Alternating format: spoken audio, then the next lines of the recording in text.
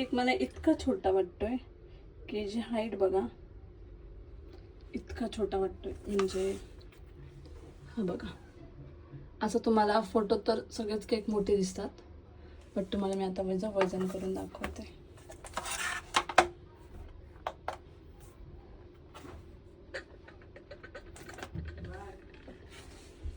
आज मला 10 केकच्या ऑर्डर होत्या आणि माझी इतकी गडबड झाली की मी काय सांगू तुम्हाला. आणि ह्याच्यामधली ज्या 2 डिलिव्हरी होत्या त्या दिव्याच्या होत्या, भांडूपच्या, घाटकोपर आणि खूप वेस्टर्न हर्बल लाईनचे पण होते.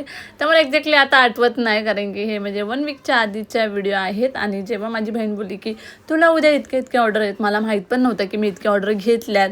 आणि म्हटलं की आता काय कंप्लीट तर करायचंच आहे. आणि मी फुल व्हिडिओ काढल्यात, पण म्हटलं की आता मग त्याचे खूप सारे पार्ट बनले असते, तर म्हटलं की तुम्हाला एकदम शॉर्टमध्ये सांगते. तर ह्याच्यामधले 2 केक होते ते मला दिव्याला जाऊन द्यायचे होते. आणि जे 3 केक होते म्हणजे बाकी तर 4 कस्टमर येऊन घेऊन गेले.